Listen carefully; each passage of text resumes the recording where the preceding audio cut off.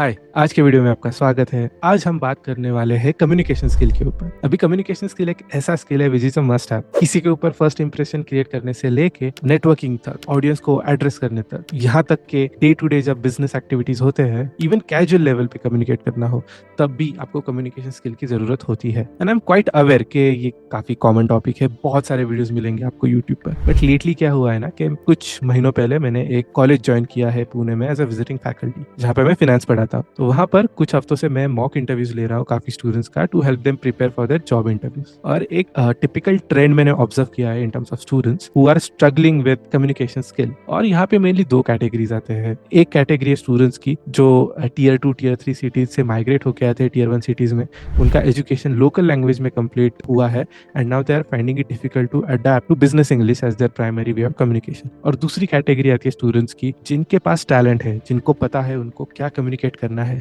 But they feel shy, nervous और या फिर थोड़े इंट्रोवर्ट टाइप है, इसलिए वो अच्छे से शायद डिलीवर नहीं कर पाते या अच्छे से बोल नहीं पाते। तो यही देखते हुए मैंने सोचा कि यार एक वीडियो बनाते हैं इन स्टूडेंट्स के लिए and mainly broadly for everyone, जहाँ पे मैं आज आपके साथ 5 एक्टिविटीज या एक्सरसाइजेस शेयर करने वाला हूँ जिनको आप प्रैक्टिस करके ओवर टाइम अपना कम्युनिकेशन स्किल इंप्रूव कर सकते हो। ये एक्सरसाइजेस बताने से पहले मैं एक इंटरेस्टिंग स्टोरी भी शेयर करना चाहता हूँ, that how I got introduced to the world of communication. Okay, back in the day जब मैं स्कूल में था, I think somewhere around 9th standard, तो मैं कुछ 15 साल का रहूंगा। मैं बहुत ज्यादा शरारती था, मतलब कंप्लीट बैक बेंचर।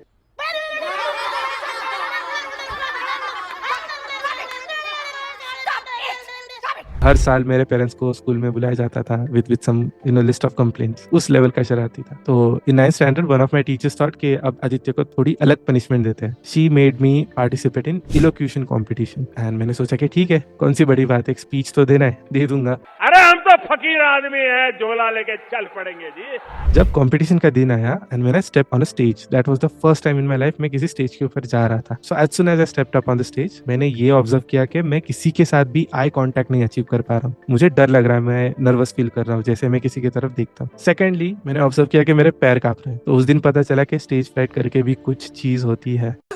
अरे मुझे चक्कर आने लग गया अब।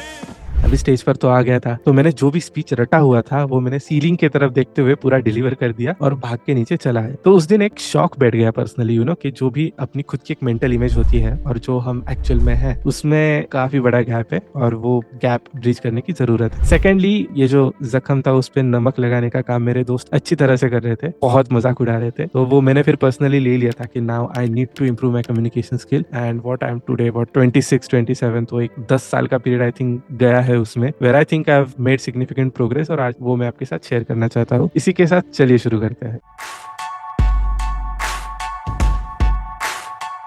तो first exercise in our list is mirror practice. अभी मिरर प्रैक्टिस बहुत सिंपल है। आपको एक टॉपिक उठाना है कोई भी, उसके ऊपर एक स्पीच लिखना है and you have to deliver it by standing in front of a mirror. और जब आप मिरर के सामने खड़े रहोगे, you have to try that you maintain an eye contact with yourself. और अगर आप कंफ्यूज हो रहे हो कि मुझे कहाँ पे देखना चाहिए exactly, you can target left eye. ये एक ट्रिक है कम्युनिकेशन बुक की, इसका रैशनल अलग है, वो शायद किसी और वीडियो में बात करेंगे, but this is something you can take up in practice. अच्छा, ठीक।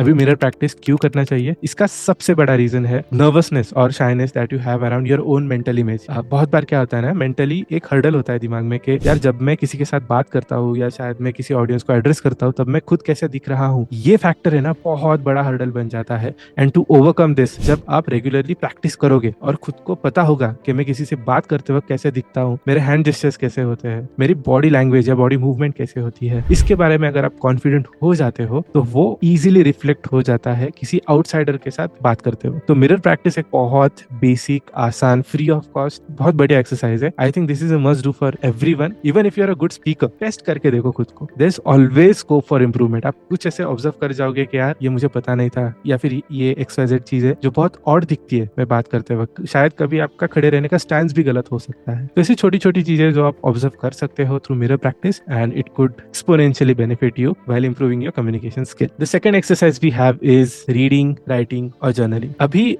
one of the most underrated segment of communication is flow of thoughts. मतलब जब आपके पास कोई स्टोरी है, कोई इन्फॉर्मेशन है या कुछ थॉट्स आपको एक्सप्रेस करने हैं, उन थॉट्स को आप कैसे स्ट्रक्चर करते हो, ये बहुत ज्यादा इम्पैक्ट करता है आपके इफेक्टिवनेस ऑफ कम्युनिकेशन के ऊपर। तो यही स्ट्रक्चरिंग सीखने के लिए आप क्या कर सकते हो, जब भी आप कोई बुक पढ़ोगे या कोई न्यूज आर्टिकल भी पढ़ोगे, कुछ भी पढ़ोगे, जस्ट ट्राई टू ऑब्जर्व के इन्फॉर्मेशन को कैसे स्ट्रक्चर किया है, कैसे इंट्रोडक्शन को डिजाइन किया है, कैसे मेन बॉडी के अंदर स्टोरी का क्रक्स दिया जाता है और कैसे कंक्लूजन के ऊपर you join the dots for the overall story. Once you get into a good habit of reading, then you can apply towards writing, क्योंकि यही पे आपको एप्लीकेशन करते वक्त आपकी एक्चुअल इंप्रूवमेंट समझ में आ जाएगी। Also where writing helps you is, जब आपको बात करते वक्त का प्रेजेंस ऑफ माइंड शो करना होता है, मतलब कुछ इम्प्रॉम्प्टू बोलना है, किसी कमेंट के ऊपर जल्दी से रिएक्ट या फिर रिस्पॉन्स करना है, लेकिन अच्छी तरीके से सोच समझ कर, उसमें राइटिंग आपको बहुत ज्यादा हेल्प करता है। क्यों? क्योंकि जब आप थॉट ड्रिवन राइटिंग करते हो, मतलब कॉपी पेस्ट वाला राइटिंग नहीं, सोच कर साइमल्टेनियसली लिखते जाते हो, तब आप एक मल्टीटास्किंग की हैबिट बिल्ड करते हो। That helps you increase the pace of your overall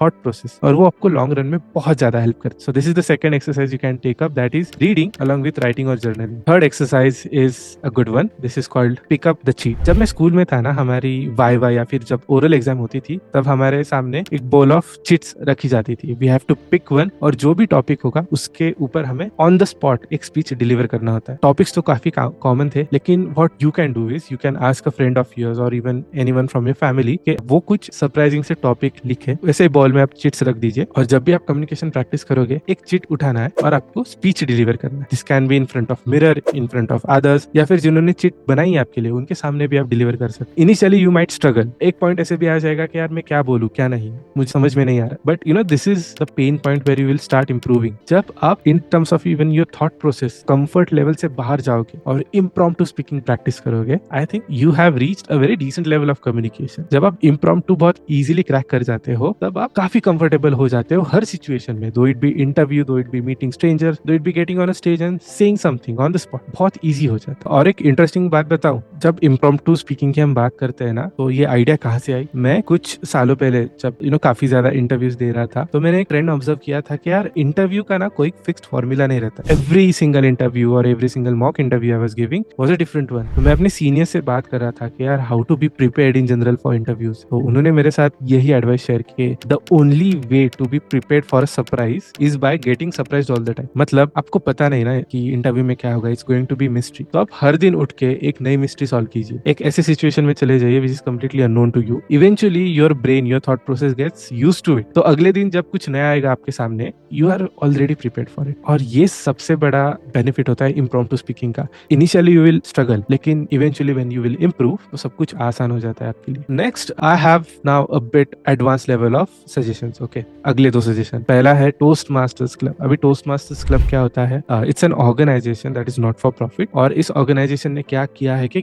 community level पे, मतलब कोई भी छोटा सा एरिया है, जैसे बैंगलोर में एक एरिया है जहाँ पे एमजी रोड है, दिल्ली में एक एरिया है जैसे सिटी हो गया, मुंबई में चले जाइए अंधेरी हो गया, पुणे में चले आइए जहाँ पे मैं रहता हूँ, तो हर एक कम्युनिटी लेवल पे ना छोटे छोटे क्लब्स फॉर्म होते हैं। क्लब इन द सेंस कुछ लोग इकट्ठा आते हैं हफ्ते में एक बार एंड दे प्रैक्टिस कम्युनिकेशन, और रोल्स स्प्लिट होते हैं कि कुछ लोग आके प्रिपेयर्ड स्पीच डिलीवर करेंगे, कुछ लोग उनका फीडबैक बताते हुए एक स्पीच डिलीवर करेंगे, कुछ लोग इम्प्रॉम्प्टू स्पीच डिलीवर करेंगे, कुछ लोग ग्रामर ट्रैक करेंगे, कुछ लोग क्वालिटी ऑफ कम्युनिकेशन ट्रैक करेंगे। तो बहुत सारे रोल्स होते हैं। It's a good exercise but it's an expensive one as well, given that US based organisation है, तो उनकी फीस डॉलर में होती है, क्वाइट एक्सपेंसिव। मैंने अपने बीकॉम के आखिरी कुछ सालों में ये ज्वाइन किया था, लेकिन उस टाइम तक मेरा कम्युनिकेशन काफी इंप्रूव हो चुका था, उससे आगे मुझे और इंप्रूव करना था, इसलिए एक एक्सपर्टीज डेवलप करनी थी, और इसलिए मैंने टोस्ट मास्टर्स क्लब ज्वाइन किया। सो आई वुड रिकमेंड कि आप एक बेसिक लेवल कम्युनिकेशन तो डेवलप कर लीजिए, and when you think that now even you want to go further, you need mentors, guide जो आपको वन ऑन वन एडवाइस दे, फीडबैक दे, उस ऑब्जेक्टिव के लिए आप definitely Toastmasters club consider कर सकते हो। और आई थिंक ये क्लब कॉर्पोरेट लेवल पर भी चलते हैं। सो अगर आपके कम्युनिटी में ऐसा क्लब नहीं है, तो मे बी आप जिस कंपनी में काम कर रहे हो, इंटर्नशिप कर रहे हो, जस्ट चेक विद देम कि उस कंपनी में क्या एक टोस्ट मास्टर्स क्लब है। अगर होगा तो वेल एंड गुड। बहुत सारे कंपनीज में कंपनी खुद आपके बिहाफ पे आपकी फीस पे कर देती है, so that is also good. And I wouldn't recommend कि आप टोस्ट मास्टर्स मतलब करते ही जाओ, क्योंकि I have seen people spending 10-20 years achieving better level of communication. अगर आपको उसमें रुचि है, if you like that, do it. लेकिन मुझे पर्सनली 2 साल इनफ लगते हैं। मैंने खुद 2 साल वहां पे स्पेंड किए। Communication was one part of it. मैंने कुछ लीडरशिप लीडरशिप रोल्स भी लिए थे, मैं एक क्लब का प्रेसिडेंट भी था. Even that helps you in networking, in cracking lot of different things. तो